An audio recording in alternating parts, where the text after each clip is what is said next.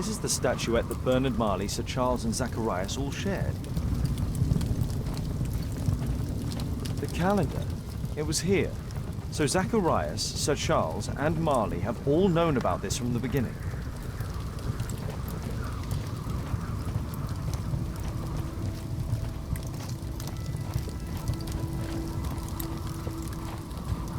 No keyhole or handle. There must be a way.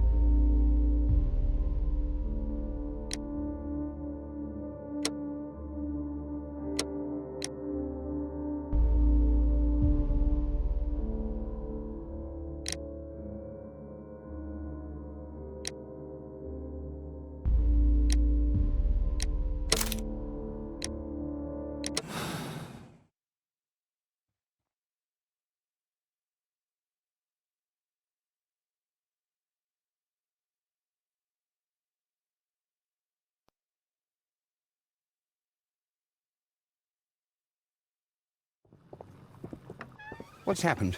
Did someone else die? Did Tekunuman strike again? No, which you know very well. Because you are the killer arm of this so-called curse. Me? No, I'm not. I don't believe in any of that rubbish. I have no choice but to hand you over to the justice, Mr. Marley.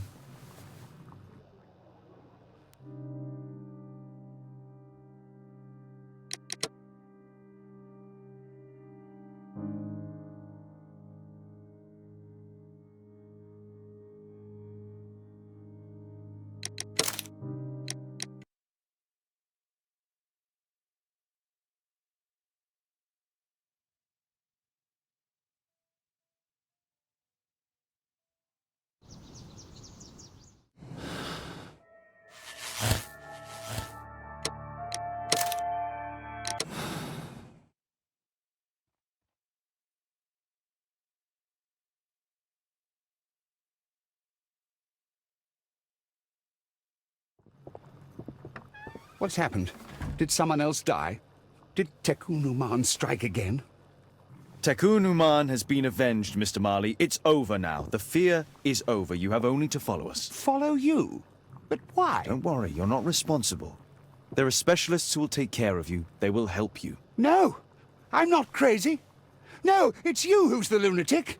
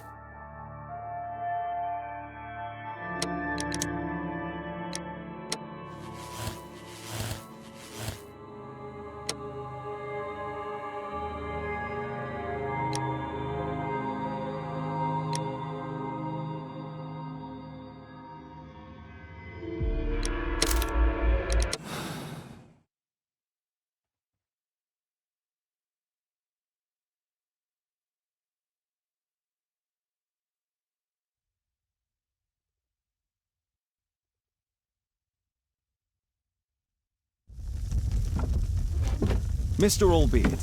Oh, you're here with your son. Yes, obviously. We have to talk with you, and it involves the police. I see. Gulliver, go across the road to Mrs. James. This is an adult conversation. Hold on just 1 second, please.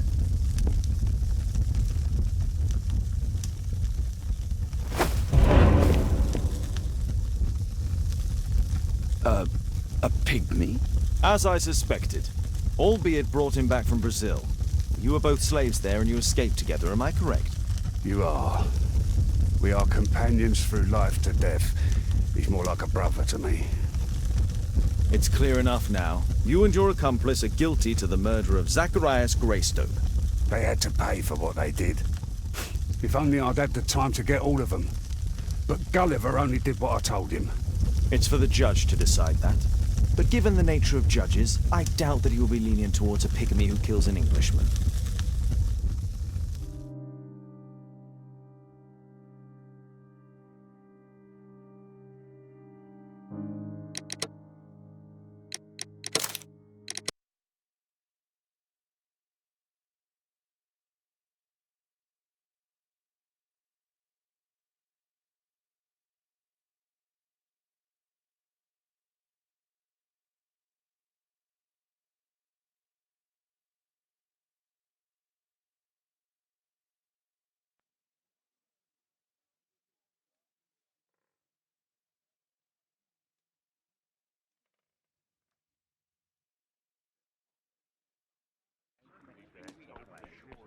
Father, Mr. Orson Wilde is here, and I'm going to stay with Miss Alice.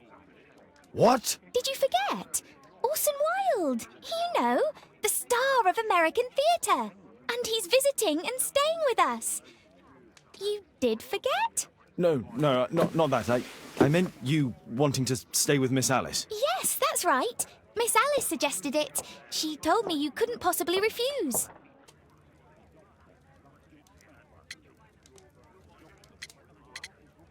It's just, I'd like to have been informed. You'll have to get used to it, Mr. Holmes. Miss Caitlin is growing up. Guess what, Mrs. Hudson? Mr. Wilde is here to study my father's character for his next play. And he won't be disappointed, will he? Father is so pig-headed. I can't believe it! The great Sherlock Holmes standing in front of me! I'm sure that our two brains will... Brains.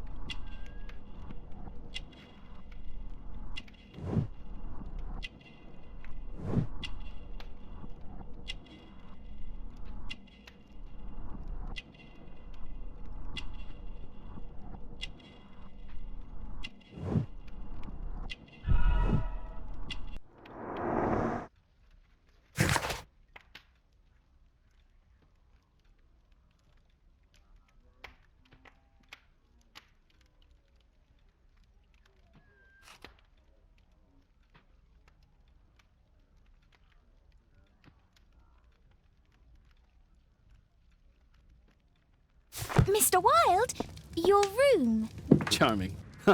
This is such a fascinating city. We need to talk. I'd rather not. You're going to be angry again. Goodbye, Mr. Wilde. Is it 5 o'clock already? I think I might go and ask Mrs. Hudson for some tea.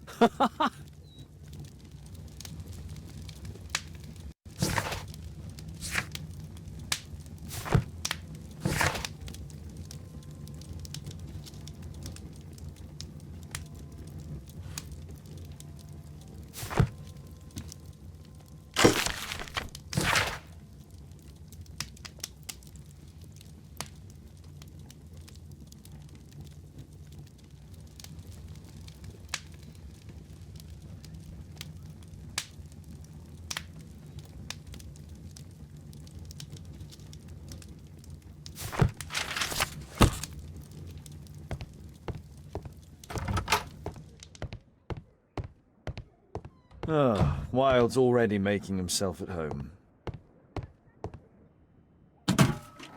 Wilde truly has a perfect disguise kit. Do actors really need all this? This must be grease paint.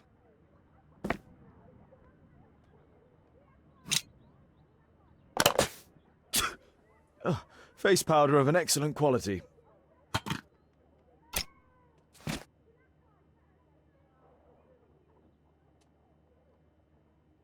I use the same brushes for makeup. I forgot my hat. Father? I'm just checking, You've got something on your face. Is it makeup? It might be. Practicing my disguises, you know me.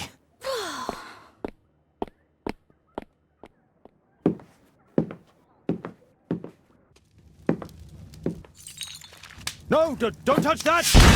No, no!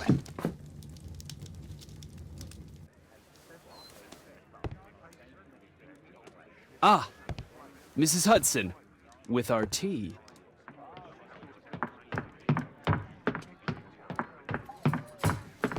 Not quite. We have a visitor. However, the lady is not so much angry as perplexed. Good day to you, gentlemen. My name is Mary Sutherland. I have come to you, Mr. Holmes, because I would give everything I have to know what has become of Mr. Hosmer Angel. Why the haste, Miss Sutherland? Mr. Hosmer Angel has disappeared, and my father, Mr. Winterbank, will do nothing. It makes me so angry.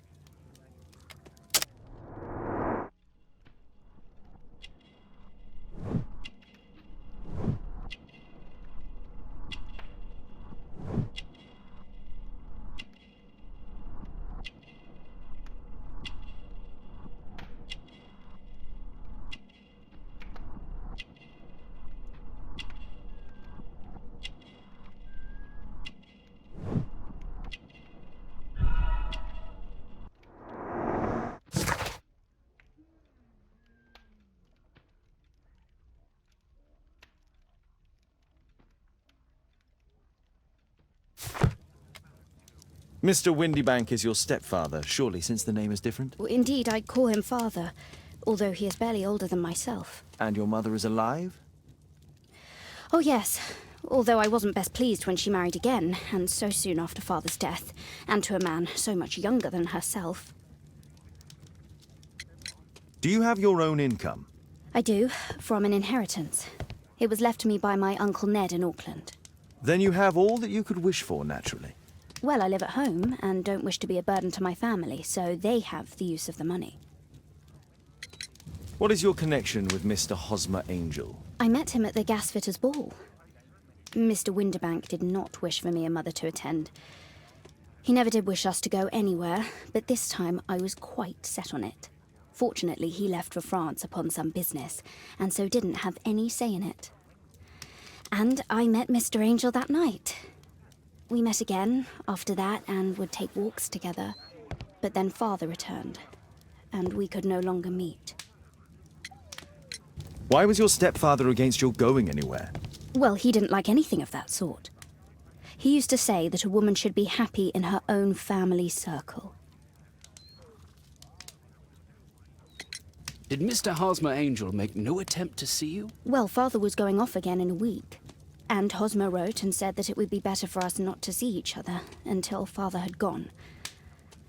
After that, he stopped writing. Were you engaged? Oh yes, Mr. Holmes. Right after the first walk that we took. Where does Mr. Angel live? I don't know exactly. I address all of his letters to the Leadenhall Street post office for collection. Is there anything else that you can tell me about Mr. Angel? He is a very shy man. He would rather walk with me in the evening, so as to be discreet. I put a missing persons notice in last Saturday's Chronicle. Here's a copy, and a letter from him. Haha, a love letter. Yes, I see. As I anticipated, this validates my deductions perfectly. What deductions, Mr. Mr. Wilde. Holmes, tell her.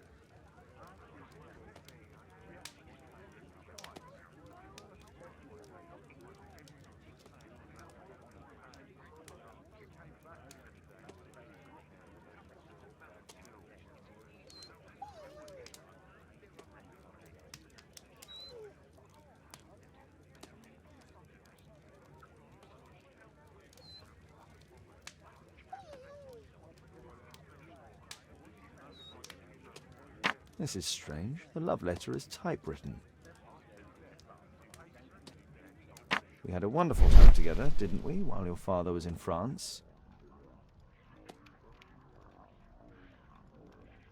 Fairly common ink, nothing special. Good quality paper, quite smooth.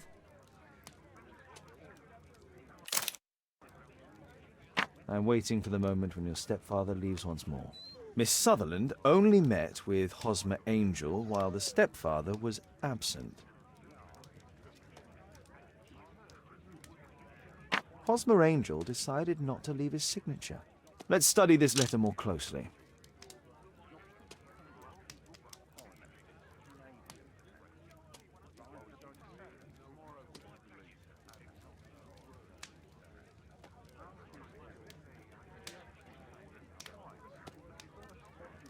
There are some letters with typographical defects. Miss Sutherland, do you have any other letters from Mr. Angel? Unfortunately not. But I've brought my father's letter from Paris. Here it is.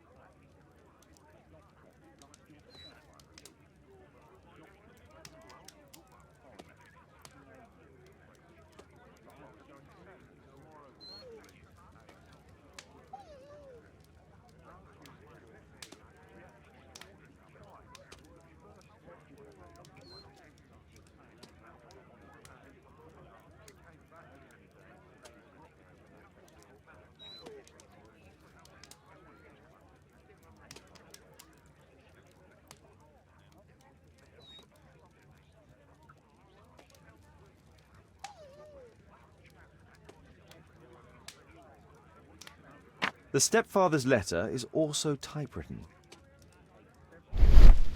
Quite common paper with a light yellow tint. Fairly common ink, nothing special.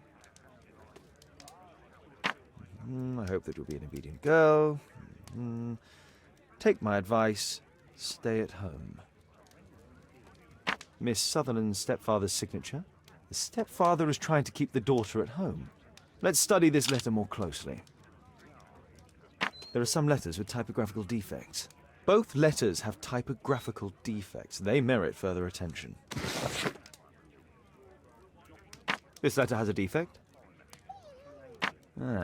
It's the same letter with the same defect in both instances. One more letter with a defect. Another letter match with the same defects.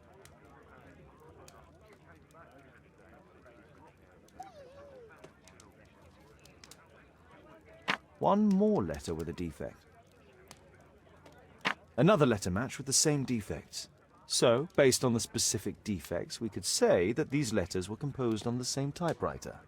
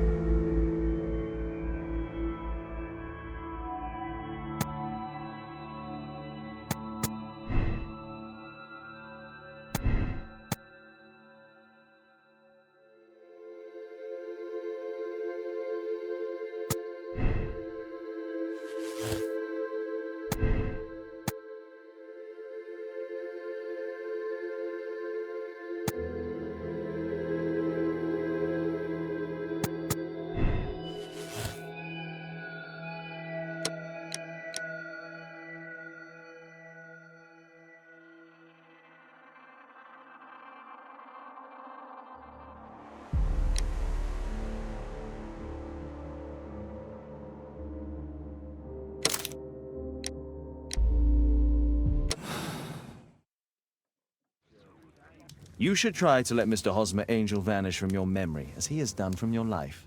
Then you don't think I'll see him again? I fear not. Then what has happened to him? Your stepfather married your mother for her money, and also enjoyed the use of your income. But with your personal advantages, it was clear that you would not remain single for long, even with him keeping you at home. He disguised himself and reappeared as Mr. Hosmer Angel. He brought you as far as the church door and then conveniently slipped away. To bring you to this conclusion in such a dramatic manner that it would leave a permanent impression upon your mind. You have been cruelly tricked, Miss Sutherland. Oh, Mr. Holmes. No, I can't believe it. But we were engaged. Oh, it's horrible to think about.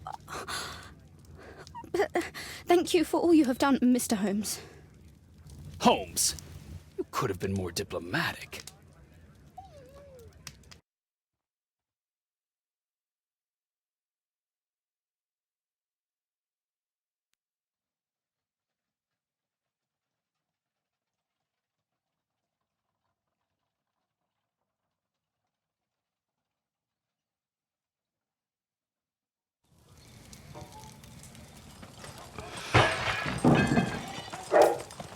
What is going on?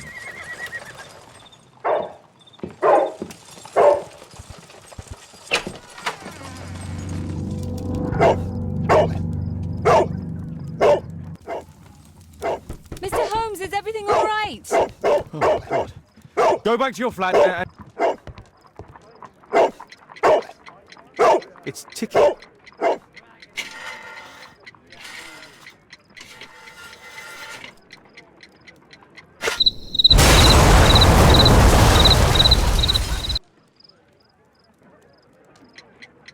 It's ticking.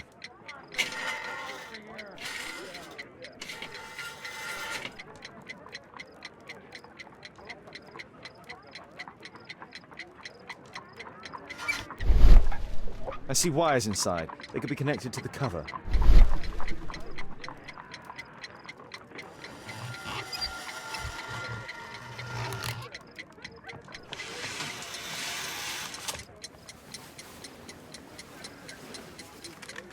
A fancy ticking homemade gift from a secret admirer.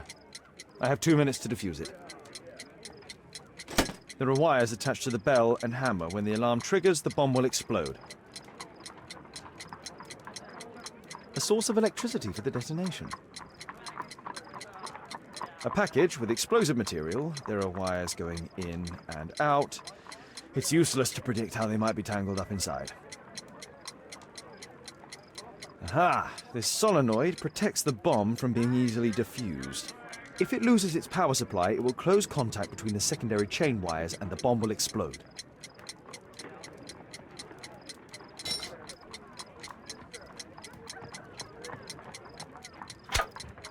Whew.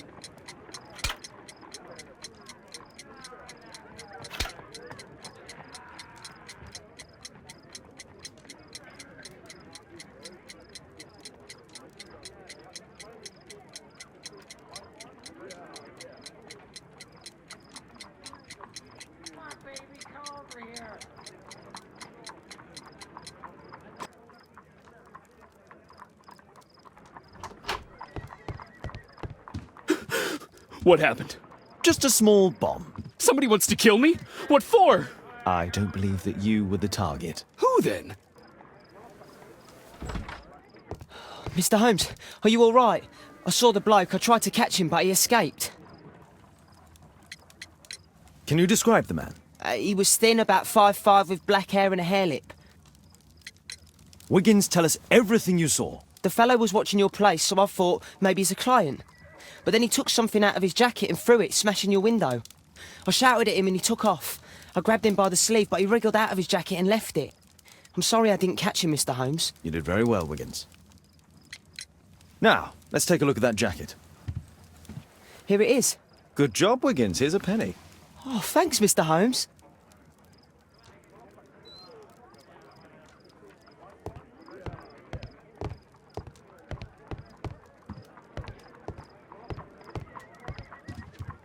Good job, Toby.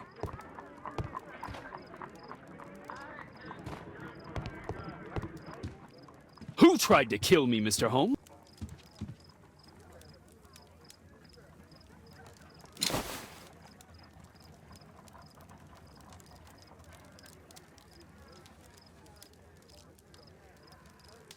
JT are the owner's initials.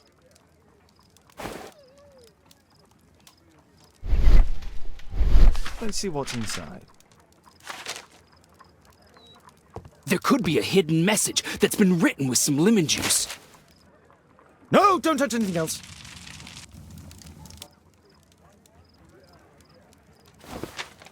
There are ink stains on this piece of paper.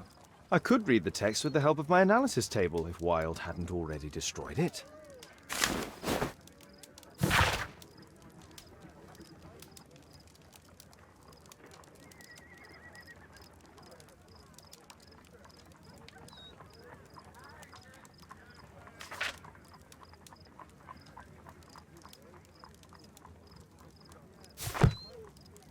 A poem. But what does it mean? This isn't a poem. It's a song called Rally Mohawks. That great moment when America rebelled against England's dominance. Then rally, boys, and hasten on to meet our chiefs at the Green Dragon. And I bet they hoisted a tankard of ale and invented a new nation. Along with deciding if this was the week they got to dump some tea into Yon Harbor. Why ever did he keep such a song in his pocket?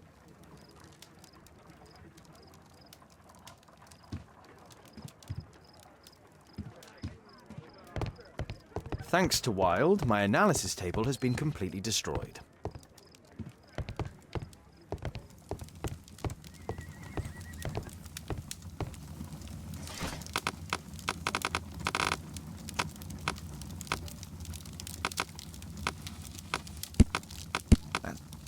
That's not...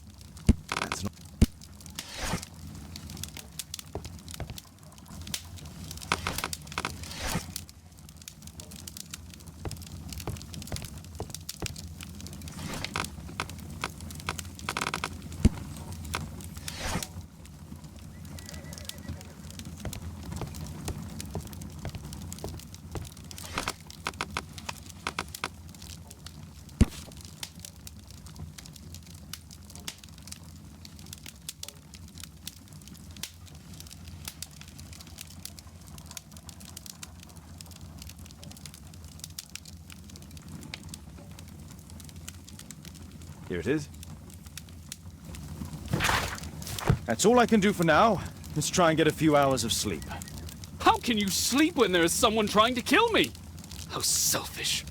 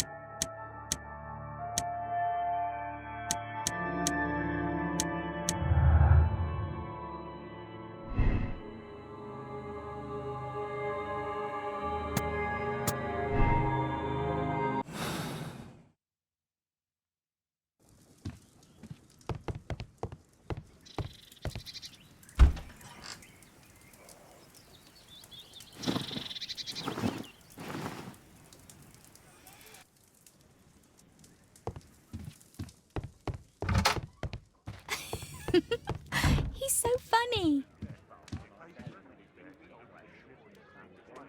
Did you sleep well, Kate? Very well, thank you, Father. Is that Wilde? Whatever is he doing now? He's transforming you into a legend. Oh, silly man. Kate, what's the matter? Well, I just came by to tell you that I'm going to the zoo with Alice. We'll be having lunch in town. That's kind of her, but I'd rather you didn't take advantage of her generosity.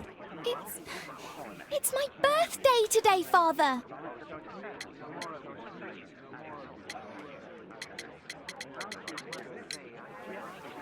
I'm so sorry, Kate. With Wilde's visit, Look, here's some spending money. Go and treat yourself to a thing. All right. I'll go then. Kate. You never do anything right. All right. Come here. I've had enough of you not caring about me. I do care. I've just had a difficult night. Yes, Alice told me about the bomb, but you wouldn't. Kate, I only want to protect you. You don't understand anything. I wish Alice would adopt me. Don't be ridiculous. I don't know why my parents entrusted me to you. Did they really know you? Kate, come back. Damn it. Such a waste. This Alice, I have an odd sense about her. It's as if she's playing with Kate's feelings. This would be a good opportunity to investigate Alice's flat while they're absent. And anyway, it'd be better to visit the Green Dragon Tavern during the evening.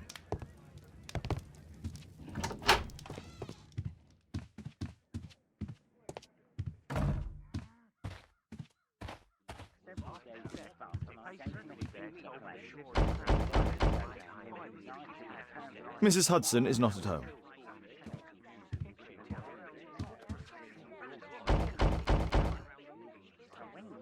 Mrs. Hudson is not at home. Force is not an option. I should find another way inside Alice's flat.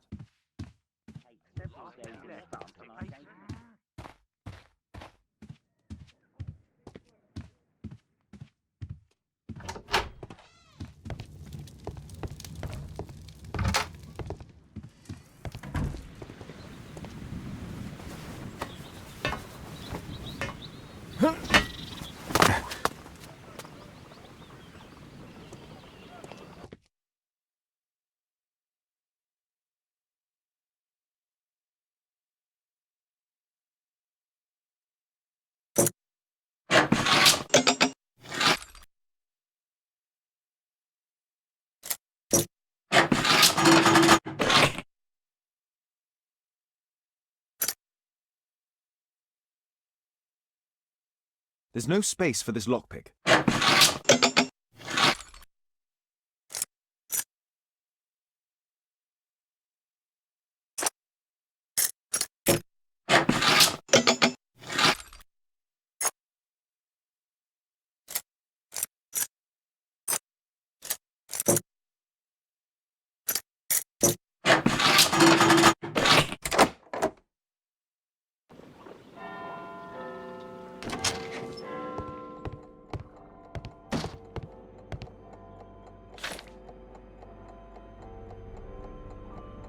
Alice prepared a gift for Kate. She remembered her birthday. Well, women are good at that sort of thing.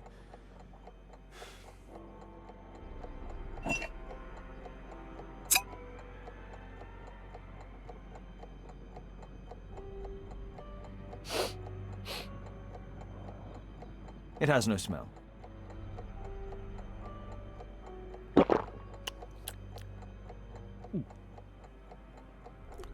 It has a bitter taste. No smell, bitter taste. It's a tincture of barbiturate. A soothing drug to aid sleep. It appears that Alice sleeps in this armchair, as uncomfortable as that must be.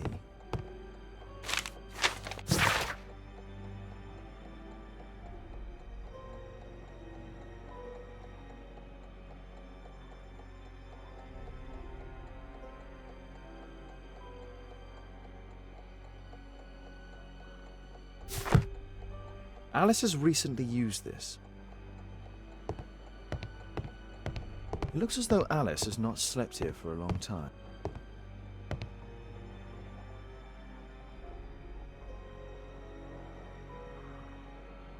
A phonograph cylinder.